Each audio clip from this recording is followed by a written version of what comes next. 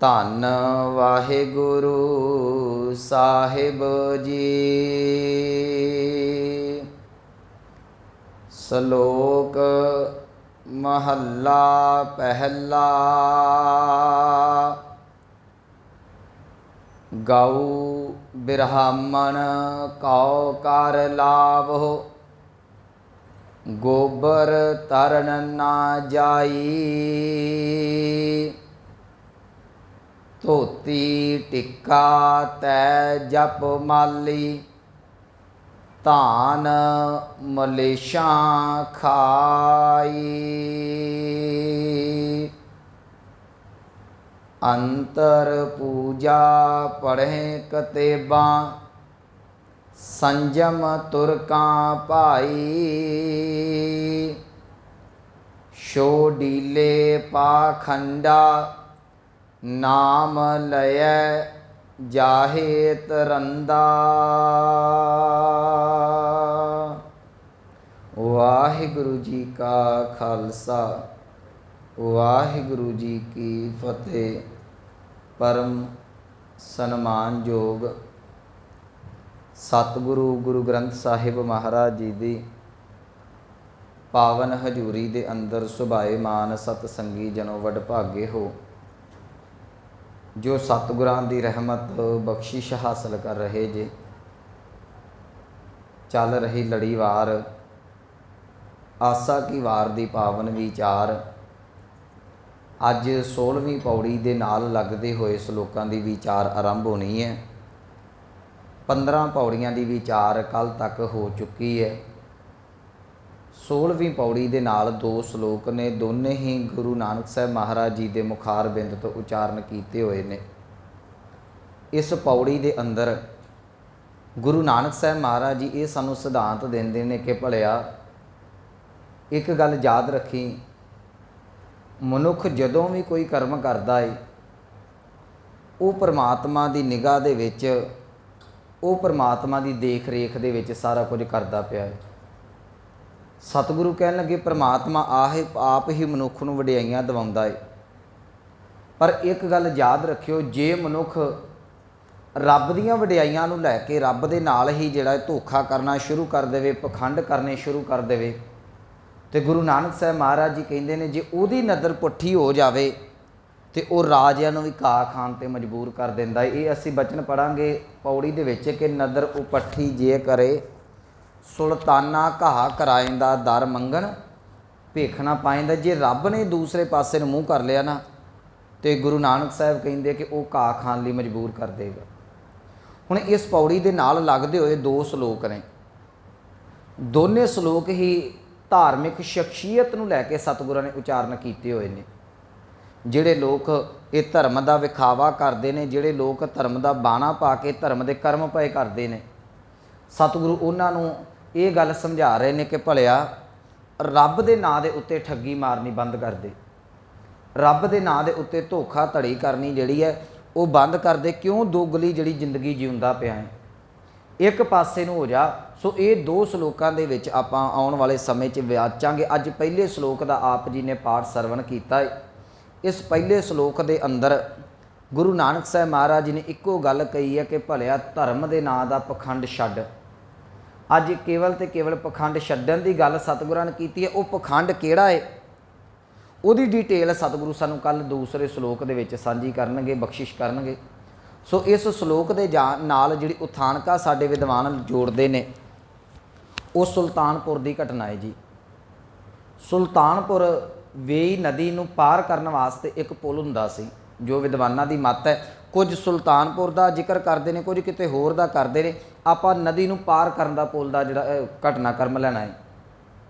ਉੱਥੇ ਕੀ ਹੈ ਕਿ ਜਦੋਂ ਪੁਲ ਬਣਾਇਆ ਜਾਂਦਾ ਹੈ, ਉਹਦੇ ਉੱਤੇ ਪੁਲ ਨੂੰ ਪਾਰ ਕਰਨ ਵਾਸਤੇ ਸਰਕਾਰ ਵੱਲੋਂ ਟੈਕਸ ਲਾਇਆ ਜਾਂਦਾ ਹੈ। ਹੁਣ ਉਹ ਟੈਕਸ ਉਗਰਾਉਣ ਵਾਸਤੇ ਸਰਕਾਰ ਦਾ ਬੰਦਾ, ਸਰਕਾਰੀ ਬੰਦਾ, ਉਹ ਉੱਥੇ ਬੈਠਾ ਹੁੰਦਾ ਹੈ। ਜਿਸ ਵੇਲੇ ਹਿੰਦੁਸਤਾਨ ਦੀ ਧਰਤੀ 'ਤੇ ਮੁਗਲਾਂ ਦਾ ਰਾਜ ਹੈ ਤੇ ਇਹ ਸੁਭਾਵਿਕ ਸੀ ਕਿ ਹਰ ਪਾਸੇ ਮੁਗਲਾਂ ਦਾ ਹੀ ਬੋਲਬਾਲਾ ਹੈ। ਉਹਨਾਂ ਮੁਗਲਾਂ ਦੇ ਕੋਲ, ਉਹਨਾਂ ਮੁਸਲਮਾਨਾਂ ਦੇ ਕੋਲ ਜਿਹੜੇ ਨੌਕਰੀ ਕਰਦੇ ਨੇ ਉਹ ਨੌਕਰੀ ਪੇਸ਼ਾ ਕੁਝ ਹਿੰਦੂ ਲੋਕ ਵੀ ਕਰਦੇ ਨੇ, ਇਹਦੇ 'ਚ ਕੋਈ ਸ਼ੱਕ ਨਹੀਂ, ਸਿੱਖ ਵੀ ਕਰਦੇ ਰਹੇ ਨੇ। ਹੁਣ ਸਤਿਗੁਰੂ ਜੀ ਉੱਥੇ ਇੱਕ ਘਟਨਾਕ੍ਰਮ ਦੇਖਦੇ ਨੇ, ਉਹ ਕੀ ਵੇਖਦੇ ਨੇ, ਕਹਿਣ ਲੱਗੇ ਕਿ ਉਹ ਇੱਕ ਪੁਲ ਦੇ ਉੱਤੇ ਇੱਕ ਖੱਤਰੀ ਜਿਹੜਾ ਏ ਉਹ ਮੁਨਸ਼ੀ ਬਣ ਕੇ ਬੈਠਾ ਹੋਇਆ ਏ। ਜਿਹੜੇ 4 ਵਰਨ ਨੇ ਉਹਨਾਂ 4 ਵਰਨਾਂ ਦੇ ਵਿੱਚੋਂ ਇੱਕ ਖੱਤਰੀ ਹੈ। ਉਹ ਖੱਤਰੀ ਜਾਤ ਦਾ ਸੰਬੰਧਿਤ ਮਨੁੱਖ ਜਿਹੜਾ ਮੁਨਸ਼ੀ ਬਣ ਕੇ ਤੇ ਪੈਸੇ ਉਗਰਾਉਣ ਵਾਸਤੇ, ਉਹ ਟੈਕਸ ਇਕੱਠਾ ਕਰਨ ਵਾਸਤੇ ਜਿਹੜਾ ਹੈ ਉਹ ਪੁਲ ਤੇ ਉਹਦੀ ਡਿਊਟੀ ਲੱਗੀ ਹੈ। ਹੁਣ ਉਹ ਆਪਣੀ ਡਿਊਟੀ ਕਰਦਾ ਹੈ। ਉਹਦੇ ਸਮੇਂ 'ਚ ਕੀ ਹੁੰਦਾ ਹੈ, ਗੁਰੂ ਨਾਨਕ ਸਾਹਿਬ ਇੱਕ ਸੀਨ ਦੇਖਦੇ ਨੇ ਕਿ ਇੱਕ ਜਿਹੜਾ ਬ੍ਰਾਹਮਣ ਹੈ ਉਹ ਪੁਲ ਪਾਰ ਕਰਨਾ ਚਾਹੁੰਦਾ ਹੈ। ਉਹਦੇ ਨਾਲ ਇੱਕ ਗਊ ਹੈ, ਉਹ ਗਊ ਕਿਤੋਂ ਲੈ ਕੇ ਆਇਆ ਹੈ, ਉਹਨੇ ਪੁਲ ਪਾਰ ਕਰਨਾ ਹੈ ਤੇ ਸੁਭਾਵਿਕ ਹੈ ਗਾਂ ਨੇ ਵੀ ਪੁਲ ਪਾਰ ਕਰਨਾ ਹੈ। ਹੁਣ ਜੇ ਇਹਨਾਂ ਨੂੰ ਦੋਨਾਂ ਨੂੰ ਵੇਖਿਆ ਜਾਈਏ ਤੇ ਇਹ ਦੋਵੇਂ ਜਿਹੜੇ ਨੇ ਧਾਰਮਿਕ ਤੌਰ ਤੇ ਆਪਾਂ ਕਹਿ ਸਕਦੇ ਹਾਂ ਕਿ ਦੋਵੇਂ ਭਰਾ ਲੱਗਦੇ ਨੇ। ਖੱਤਰੀ ਤੇ ਬ੍ਰਾਹਮਣ ਇੱਕੇ ਹੀ ਧਰਮ ਦੇ ਜਿਹੜੇ ਇਹ ਦੋਵੇਂ ਸ਼ਖਸ ਨੇ। ਜਿਸ ਵੇਲੇ ਇਹਨੇ ਬ੍ਰਾਹਮਣ ਨੇ ਪੁਲ ਪਾਰ ਕਰਨਾ ਕਿਹਾ ਤੇ ਖੱਤਰੀ ਕਹਿਣ ਲੱਗਾ ਭਲਿਆ ਤੂੰ ਪੁਲ ਪਾਰ ਕਰਨਾ ਹੈ, ਸਾਨੂੰ ਕੋਈ ਇਤਰਾਜ਼ ਨਹੀਂ, ਪਰ ਇੱਕ ਗੱਲ ਹੈ, ਪੁਲ ਪਾਰ ਕਰਨ ਲੱਗਿਆ ਜਿਹੜੀ ਸਰਕਾਰ ਦੇ ਵੱਲੋਂ ਡਿਊਟੀ ਮੇਰੀ ਲਾਈ ਹੋਈ ਹੈ, ਇਹ ਜਿਹੜਾ ਟੈਕਸ ਹੈ ਉਹ ਮੈਂ ਜ਼ਰੂਰ ਉਗਰਾਵਾਂਗਾ। ਤੂੰ ਪੁਲ ਪਾਰ ਕਰਨਾ ਹੈ ਤੇ ਕਰ ਲਾ, ਪਰ ਇੱਕ ਗੱਲ ਯਾਦ ਰੱਖੀ, ਜਿੱਥੇ ਤੇਰਾ ਟੈਕਸ ਲੱਗਣਾ ਹੈ ਉੱਥੇ ਤੇਰੇ ਨਾਲ ਤੇਰੀ ਗਾਂ ਦਾ ਟੈਕਸ ਵੀ ਲੱਗਣਾ ਹੈ। ਜਦੋਂ ਇਹ ਗੱਲ ਪੰਡਿਤ ਨੂੰ ਕਹੀ, ਉਸ ਬ੍ਰਾਹਮਣ ਨੂੰ ਕਹੀ, ਬ੍ਰਾਹਮਣ ਕਹਿਣ ਲੱਗਾ ਭਲਿਆ ਚਲ ਮੈਂ ਇਨਸਾਨ ਹਾਂ, ਮੇਰਾ ਤੂੰ ਟੈਕਸ ਉਗਰਾ ਲਾ, ਪਰ ਆ ਗਾਂ ਇਹ ਤੇ ਆਪਣੀ ਮਾਂ ਸਾਂਝੀ ਹੈ ਨਾ। ਇਹ ਯਾਦ ਰੱਖੇ, ਹਿੰਦੂ ਮੱਤ ਮੰਨਦੀ ਹੈ, ਗੁਰਮਤ ਨਹੀਂ ਮੰਨਦੀ। ਸਾਡੀਆਂ ਇਹੋ ਜਿਹੀਆਂ ਮਾਵਾਂ ਨਹੀਂ। ਹਿੰਦੂ ਮੱਤ ਦੇ ਮੁਤਾਬਕ ਗਊ ਉਹਨਾਂ ਦੀ ਮਾਤਾ ਹੈ, ਸਾਡੀ ਮਾਤਾ ਸਾਹਿਬ ਕੌਰ ਹੈ। ਕਹਿਣ ਲੱਗਾ ਕਿ ਇਹ ਤੇਰੀ ਵੀ ਓਨੀ ਮਾਂ ਹੈ ਤੇ ਮੇਰੀ ਵੀ ਓਨੀ ਮਾਂ ਹੈ, ਤੇ ਤੂੰ ਇਹਦੇ ਤੇ ਘੱਟੋ ਘੱਟ ਟੈਕਸ ਛੱਡ ਦੇ ਨਾ। ਜੇ ਤੂੰ ਟੈਕਸ ਉਗਰਾਉਣਾ ਹੈ ਮੇਰੇ ਕੋਲੋਂ ਉਗਰਾ ਲਾ, ਘੱਟੋ ਘੱਟ ਗਊ ਤੋਂ ਤੂੰ ਟੈਕਸ ਨਾ ਉਗਰਾ। ਕਹਿੰਦਾ ਨਹੀਂ ਮੈਂ ਇੱਦਾਂ ਨਹੀਂ ਕਰ ਸਕਦਾ, ਜੇ ਮੈਂ ਇੱਦਾਂ ਕੀਤਾ ਸਰਕਾਰ ਨੂੰ ਪਤਾ ਲੱਗਾ ਮੇਰੀ ਨੌਕਰੀ ਨੂੰ ਖਤਰਾ ਹੋ ਸਕਦਾ ਹੈ, ਮੈਂ ਜਵਾਬ ਕੀ ਦੇਵਾਂਗਾ। ਇਹਨਾਂ ਚਿਰ ਨੂੰ ਬਹਿਸਮ ਬਹਿਸਾ ਚੱਲ ਰਿਹਾ। ਪੰਡਿਤ ਕਹਿ ਰਿਹਾ, ਜਿਹੜਾ ਬ੍ਰਾਹਮਣ ਹੈ, ਕਹਿੰਦਾ ਮੈਂ ਵਿਦਵਾਨ ਹਾਂ, ਮੈਂ ਤੈਨੂੰ ਹੁਕਮ ਕਰ ਸਕਦਾ ਹਾਂ, ਤੇਰਾ ਫਰਜ਼ ਹੈ, ਖੱਤਰੀ ਹੈ, ਮੇਰਾ ਹੁਕਮ ਮੰਨਣਾ ਤੇਰਾ ਫਰਜ਼ ਬਣਦਾ ਹੈ। ਤੇ ਯਾਦ ਰੱਖ ਤੂੰ ਜਿਹੜਾ ਇਸ ਧਰਮ ਦੀ ਮਾਂ ਨੂੰ ਜਿਹੜਾ ਟੈਕਸ ਨਹੀਂ ਲਾ ਸਕਦਾ। ਇਹ ਬਹਿਸ ਬਸਾਏ ਦੇ ਵਿੱਚ ਕੀ ਹੋਇਆ, ਇੰਨੇ ਚਿਰ ਨੂੰ ਗਊ ਨੇ ਉੱਥੇ ਜਿਹੜਾ ਸੀ ਗੋਬਰ ਕਰ ਦਿੱਤਾ, ਗੋਹਾ ਕਰ ਦਿੱਤਾ। ਜਿਸ ਵੇਲੇ ਗੋਹਾ ਕੀਤਾ ਤੇ ਗੋਹੇ ਨੂੰ, ਜਿਹੜਾ ਗਾਂ ਦੇ ਗੋਹੇ ਨੂੰ ਬੜਾ ਪਵਿੱਤਰ ਮੰਨਦੇ ਨੇ, ਇਹ ਹਿੰਦੂ ਮੰਨਦੇ ਨੇ, ਅਸੀਂ ਨਹੀਂ ਮੰਨਦੇ। ਉਹਨੇ ਆਪਣੇ ਘਰੋਂ ਜਿਹੜਾ ਸੀ ਉਹ ਜਵਾਕ ਲਾਗੇ ਸੀ, ਉਹਨੂੰ ਆਵਾਜ਼ ਮਾਰੀ, ਕਹਿਣ ਲੱਗਾ ਪੁੱਤਰ ਇੱਦਾਂ ਕਰ, ਆ ਗਾਂ ਦਾ ਗੋਹਾ ਚੁੱਕ ਕੇ ਲੈ ਤੇ ਘਰ ਜਾ ਕੇ ਜਿਹੜਾ ਚੌਂਕਾ ਸੁੱਚਾ ਕਰਕੇ ਤੇ ਪ੍ਰਸ਼ਾਦੇ ਪਕਾਵਾਂਗੇ। ਹਿੰਦੂ ਮੱਤ ਜਦੋਂ ਇਹ ਪ੍ਰਸ਼ਾਦਾ ਪਕਾਉਂਦੀ ਹੈ, ਗੋਬਰ ਫੇਰ ਕੇ ਨਾ, ਗੋਹਾ ਫੇਰ ਕੇ, ਹੁਣ ਤੇ ਚਲੋ ਆਪਣੇ ਕੋਲ ਸਾਰਾ ਕੁਝ ਪੱਕਾ ਹੋ ਗਿਆ, ਅਜੇ ਵੀ ਕਈ ਥਾਵਾਂ ਤੇ ਪਿੰਡਾਂ 'ਚ ਗੋਹਾ ਫੇਰਦੇ, ਗੋਹਾ ਫੇਰ ਕੇ ਤੇ ਉਹ ਚੌਂਕਾ ਸੁੱਚਾ ਮੰਨਦੇ ਨੇ। ਜਦੋਂ ਉਹਨੇ ਕਿਹਾ ਵੀ ਗੋਹਾ ਚੁੱਕ ਕੇ ਲੈ ਜਾ, ਇਸ ਗਾਂ ਦੇ ਗੋਹੇ ਦੇ ਨਾਲ ਜਿਹੜਾ ਸਾਡਾ ਚੌਂਕਾ ਸੁੱਚਾ ਹੋਵੇਗਾ। ਸਾਰਾ ਕੁਝ ਗੁਰੂ ਨਾਨਕ ਸਾਹਿਬ ਵੇਖ ਰਹੇ ਨੇ। ਜਦੋਂ ਸਾਰਾ ਘਟਨਾਕ੍ਰਮ ਵਾਪਰਿਆ, ਬ੍ਰਾਹਮਣ ਨੂੰ ਲੰਘਣ ਨਹੀਂ ਦਿੱਤਾ ਜਾ ਰਿਹਾ, ਗਾਂ ਨੂੰ ਲੰਘਣ ਨਹੀਂ ਦਿੱਤਾ ਜਾ ਰਿਹਾ, ਤੇ ਉਸ ਗਾਂ ਦਾ ਫੋਸ ਦੇ ਨਾਲ, ਉਹ ਗੋਹੇ ਦੇ ਨਾਲ ਇਹ ਗੱਲ ਕਹੀ ਜਾਂਦੀ ਹੈ ਕਿ ਜਿਹੜਾ ਚੌਂਕਾ ਸੁੱਚਾ ਹੋਵੇਗਾ। ਇਹਨਾਂ ਚਿਰ ਨੂੰ ਗੁਰੂ ਨਾਨਕ ਸਾਹਿਬ ਮਹਾਰਾਜ ਜੀ ਕੋਲ ਜਾ ਕੇ ਕਹਿਣ ਲੱਗੇ ਭਲਿਆ ਕੀ ਪਖੰਡ ਕਰਦੇ ਹੋ। ਕਹਿਣ ਲੱਗੇ ਕੀ ਹੋਇਆ, ਕਿਉਂਕਿ ਗੁਰੂ ਨਾਨਕ ਸਾਹਿਬ ਨੂੰ ਸਾਰੇ ਜਾਣਦੇ ਸਨ। ਸਤਿਗੁਰੂ ਕਹਿਣ ਲੱਗੇ ਇੱਕ ਪਾਸੇ ਤੂੰ ਗਾਂ ਨੂੰ ਧਰਮ ਦੀ ਮਾਂ ਕਹਿਣਾ ਹੈ, ਉਹਦੇ ਉੱਤੇ ਤੂੰ ਟੈਕਸ ਵੀ ਮਾਫ ਨਹੀਂ ਕਰ ਰਿਹਾ, ਉਹਨੂੰ ਟੈਕਸ ਵੀ ਨਹੀਂ ਛੱਡ ਰਿਹਾ, ਤੇ ਦੂਜੇ ਪਾਸੇ ਉਸੇ ਹੀ ਗਾਂ ਦੇ ਗੋਬਰ ਦੇ ਨਾਲ ਤੂੰ ਕਹਿਣਾ ਹੈ ਕਿ ਮੈਂ ਆਪਣਾ ਚੌਂਕਾ ਸੁੱਚਾ ਕਰ ਲਵਾਂ। ਸਤਿਗੁਰੂ ਕਹਿਣ ਲੱਗੇ ਜੇ ਤੂੰ ਮੰਨਦਾ ਹੈ ਗਾਂ ਦੇ ਗੋਬਰ ਦੇ ਨਾਲ ਇਹ ਮੇਰੀ ਧਰਮ ਦੀ ਮਾਂ ਹੈ, ਗਾਂ ਦੇ ਗੋਬਰ ਦੇ ਨਾਲ ਚੌਂਕਾ ਸੁੱਚਾ ਹੋਵੇਗਾ, ਫਿਰ ਇਸ ਮਾਂ ਨੂੰ ਜਿਹੜਾ ਟੈਕਸ ਤਾਂ ਨਾ ਲਾ, ਉਹ ਵੀ ਤੇ ਚੀਜ਼ਾਂ ਘੱਟੋ ਘੱਟ ਮੰਨਣਾ। ਸਤਿਗੁਰੂ ਕਹਿਣ ਲੱਗੇ ਭਲਿਆ ਕਿਉਂ ਦੋਗਲੀ ਜ਼ਿੰਦਗੀ ਜਿਉਣਾ ਪਿਆ ਹੈ, ਅੰਦਰ ਬੈਠ ਕੇ ਤੂੰ ਜਿਹੜਾ ਆਪਣੇ ਹਿੰਦੂ ਮੱਤ ਦੇ ਕਰਮ ਕਰਦਾ ਹੈ, ਬਾਹਰ ਆਣ ਕੇ ਤੂੰ ਜਿਹੜਾ ਇਸਲਾਮੀ ਮੱਤ ਦੇ ਕਰਮ ਵਿਖਾਵੇ ਦੇ ਲਈ ਕਰਦਾ, ਕਿੰਨਾ ਕੁ ਚਿਰ ਦੋਗਲੀ ਜ਼ਿੰਦਗੀ ਜੀਵੇਂਗਾ। ਜਦੋਂ ਇਹ ਗੱਲ ਮੇਰੇ ਸਤਿਗੁਰਾਂ ਨੇ ਕਹੀ, ਉਸ ਵੇਲੇ ਸਾਡੇ ਵਿਦਵਾਨ ਕਹਿੰਦੇ ਨੇ ਇਹ ਸ਼ਲੋਕ ਫਿਰ ਗੁਰੂ ਨਾਨਕ ਸਾਹਿਬ ਨੇ ਉਚਾਰਨ ਕੀਤਾ। ਪਹਿਲਾਂ ਆਪਾਂ ਸ਼ਲੋਕ ਦੇ ਅਰਥ ਕਰ ਲਈਏ, ਥੋੜੀ ਜੀ ਗੱਲ ਆਪਾਂ ਅੱਗੇ ਜਾ ਕੇ ਕਰਾਂਗੇ। ਉੱਥੇ ਸਤਿਗੁਰੂ ਬਖਸ਼ਿਸ਼ ਕਰਦੇ ਨੇ। ਸ਼ਲੋਕ ਮਹੱਲਾ ਪਹਿਲਾ, ਇਹ 16ਵੀਂ ਪੌੜੀ ਦੇ ਨਾਲ ਪਹਿਲਾ ਸ਼ਲੋਕ ਹੈ ਜੀ। ਸਤਿਗੁਰੂ ਕਹਿ ਲਗੇ ਗਊ ਬ੍ਰਾਹਮਣ ਕਉ ਕਰ ਲਾਵੋ ਗੋਬਰ ਤਰਨ ਨਾ ਜਾਈ। ਇੱਥੇ ਪਾਠ ਬ੍ਰਾਹਮਣ ਨਹੀਂ ਕਰਨਾ, ਨਾ ਹੀ ਬਾਹਮਣ ਕਰਨਾ ਹੈ। इत्थे जी ब्राह्मण बब्बे नूं सिहारी है, रारे कन्ना हाहा मम्मा ते नाना, ये सारे ही अखर मात्रा सहित बोलने ने। गऊ ब्राह्मण, कौ कर, कर दा अर्थ है टैक्स चुंगी, लावो गोबर, गोबर दा अर्थ है गोहा, गोबर दे रारे नूं सिहारी है, इहदा अर्थ करांगे गोबर दे नाल तरन, इत्थे नाना लगा होया, तरन पाठ नहीं करना, तरन नाने दे नाल, ना अगे नन्ना मुक्ता है, ना जाई। कहंदे एक पासे तू जिहड़ा है गां नूं अते ब्राह्मण नूं जिहड़ा वो टैक्स लाउंदा पिया है, दूजे पासे उस गां दे गोए दे नाल कहना मैं अपना चौंका सुच्चा कर ला। सतगुरु कहंदे ये भुलेखे दे विचों निकल जा, गां दे गोबर ने जिहड़ा है जिहड़ा तैनूं भवजल तो पार कोई नहीं करना।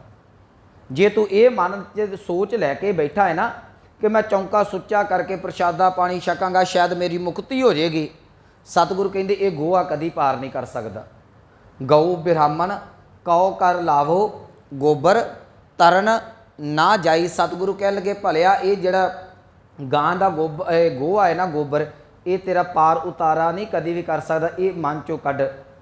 तो मैं बेनती करा अज भी कई बारी तुसी हिंदू समाज देखो आ पिछे करोना काल कई इहो ਜਿਹੇ शोशे छड्डदे ने, मैं तो हैरान होया कई वीडियो दे विच एक दो शायद तुसी वीडियो वेखी होणगी, ये कई गोबर खाई जांदे ने, वो भले ये खाण वाली चीज़ है कोई। सो ये इन्हां वहमां भरमां दे विचों असीं निकलण दा यतन करिए, पता नहीं कित्थे कि साडी सोच आण के इहो ਜਿਹੇ धर्म नूं असीं की कहांगे कि जिहड़ा इहो ਜਿਹੀ गंदगी सानूं खाण दे लई मजबूर कर दिंदा है। ये धर्म नूं कौन अज दा बच्चा मन्नेगा? तुसीं आम साडे बच्चे ते आ टिंडियां दी सब्जी नहीं सीधे मूँह खांदे, गोहा कौन खाएगा? तुसीं जिन्ने भी आ नौजवान वेखो ना, वो कोई आखो जी मैं कद्दू नहीं खाता, कोई कहंदा करेले नहीं खाता, कोई कहंदा टिंडे नहीं खाता। अच्छा ये चीज़ां नहीं खांदे तो गोहा खा लोगे? सतगुरु ये चीज़ां सानूं बिल्कुल क्लीयर कर रहे हैं। सो सिख ने इन्हां वहमां दे विचों निकलना, जिन्हां दा मत है वो खाण जां ना खाण साडा कोई संबंध नहीं है। असीं ना तो इहो जिहियां चीज़ां खाने आ ना पीने आ, असीं अमृत छकदे आ ते अमृत वर्गे पदार्थ रसोई च बना के अपने हत्थीं खाने आ। ये गल याद रखियो, सिख इहो जिहियां चीज़ां नहीं खांदा। मान करिया करो अपने गुरु दे उत्ते, गुरु ने इहो जिहियां चीज़ां खाण लई तुहानूं प्रेरित नहीं कीता होया, नहीं तो ये भी कोई जिंदगी है। जिहड़ा काम कुदरत ने गैर कानूनी समझ के जिहड़ा फोस्ट उन्होंने वेस्ट कर दिता, वो उन्होंने असीं खा रहे हैं ਜਾਂ ਉਹਨੂੰ पूज रहे। सो इन्हां चीज़ों ने साडा पार उतारा नहीं करना। गुरु नानक साहब महाराज जी ने अज तो 550 साल पहला, ये 500 साल पहला गल क्लीयर कर दी। कह लगे गऊ ब्राह्मण कौ कर लावो, कहते भलिया एक पासे गां नूं दूजे पासे ब्राह्मण नूं तू टैक्स लाउना है, गोबर तरन ना जाई ते गां दे गोए दे नाल चौंका सुच्चा करन दा यतन करदा है। याद रखी इस गां दे गोए ने तेरा जिहड़ा है वो भवजल तो पार उतार बेड़ा नहीं हो करना। तू इस गोए दे नाल भवजल नहीं पार कर सकदा। अगे सतगुरु कह लगे तू भेख की बनाया, कह लगे धोती टिक्का तै जप माली। इहदा पाठ तै नहीं करना।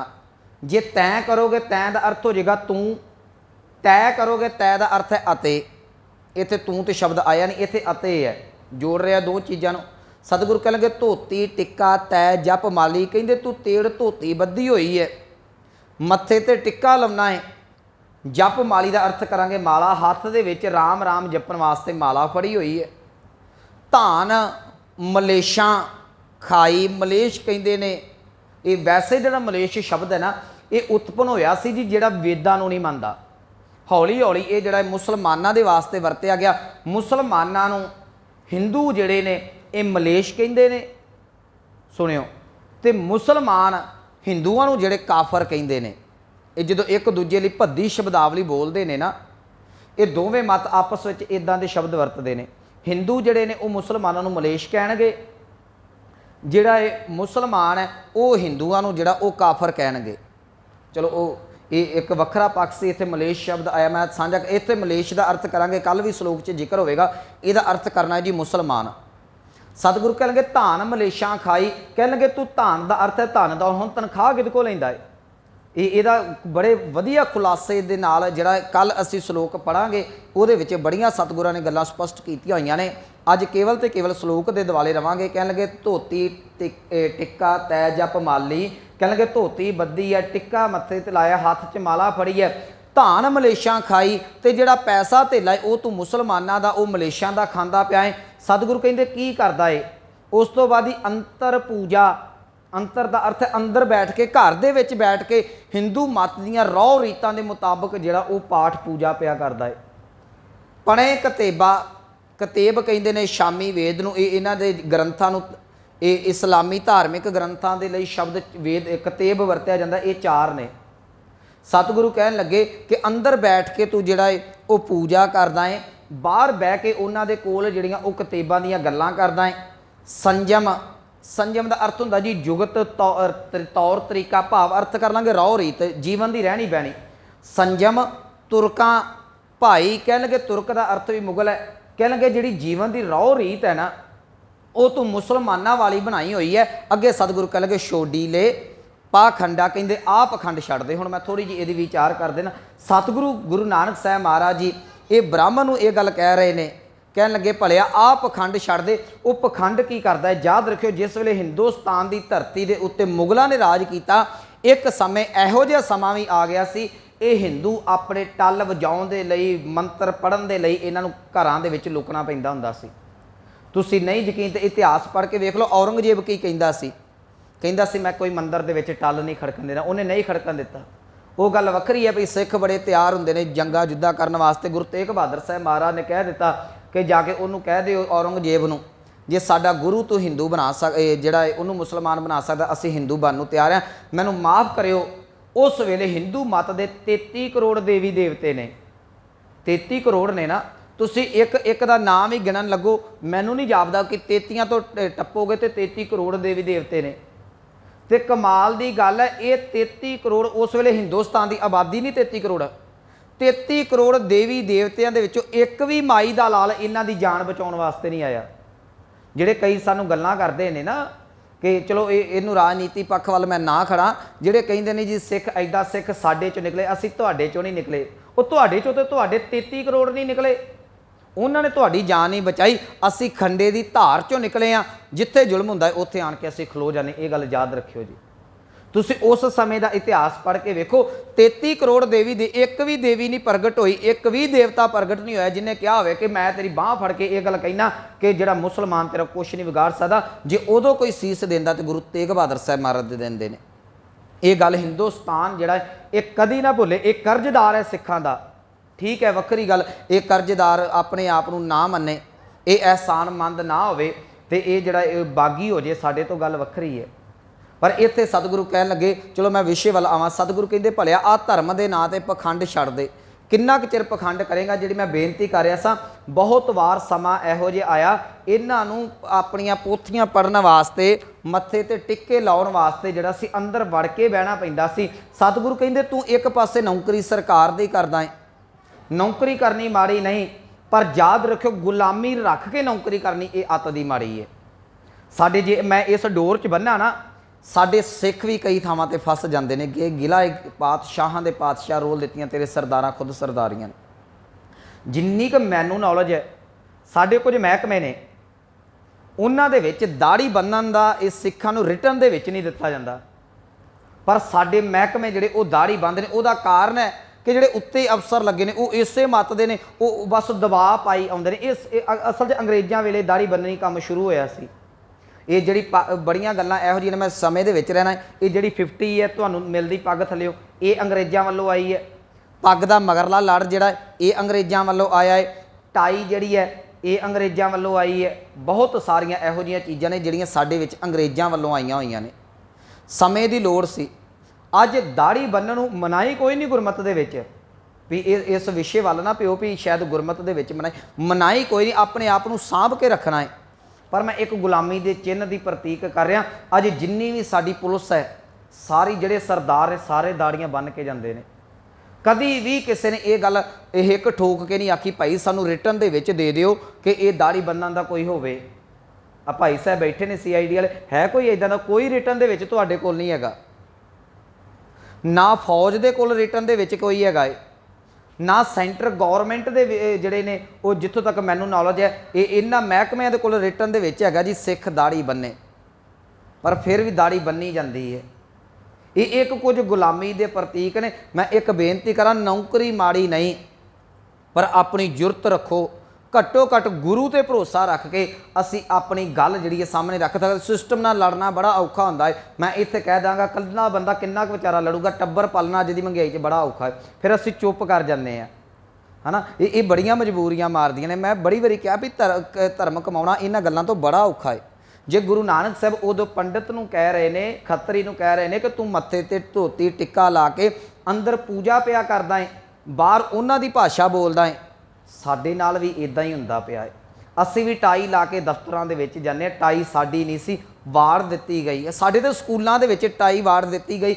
आ बच्चिआं नूं मैं की शब्द वरतां, ये धीआं वास्ते सकल्टां वाड़ दित्तियां गईयां, ये साडा पहरावा नहीं सी, ये वाड़ दित्ता गया साडे विच धक्के दे नाल। आ केक कट्टने साडे नहीं सन, ये साडे विच वाड़ दित्ते गए धक्के दे नाल।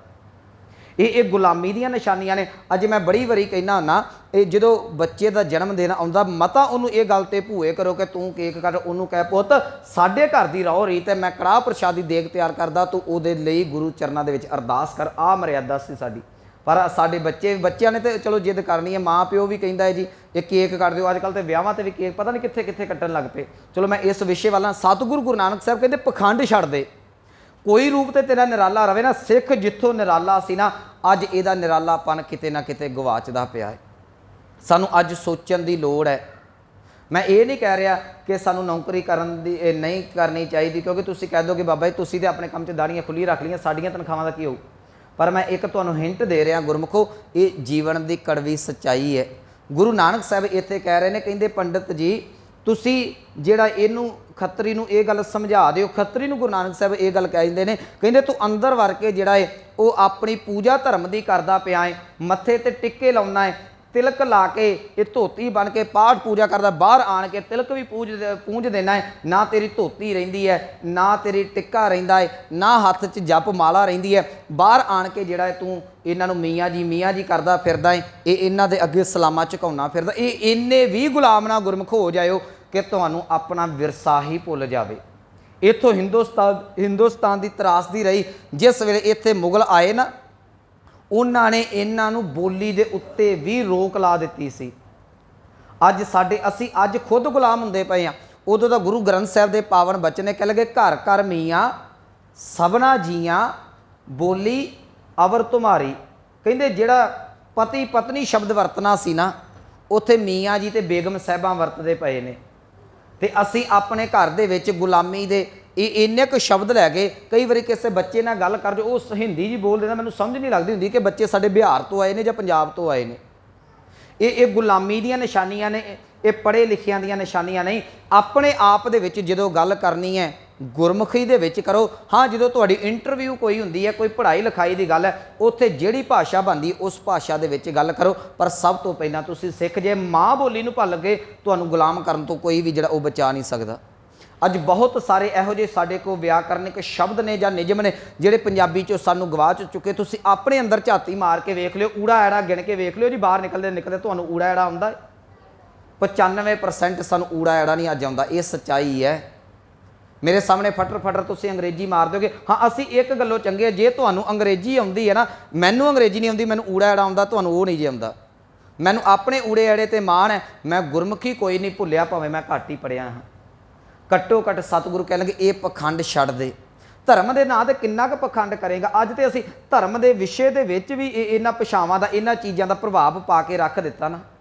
जिथे साडे गुरु घर निराले रहिंदे सन, उत्थे अज गुरु घरां दे विच भी इन्हां चीज़ां दा प्रभाव वेखण नूं मिलदा है। गुरु घरां दे विच भी केक कट्टे जांदे। मैं बाबा दीप सिंह दे प्रकाश दिहाड़े ते भी कहा सी, गुरु घरां दे विच भी वो चीज़ां जिहड़ियां ने वो प्रचलित कीतियां जा रही ने किसी न किसी रूप दे विच। किते नारियल रखदा, किते केक कटदे, बाकी मतां दीयां चीज़ां साडे च आ रहीआं ने।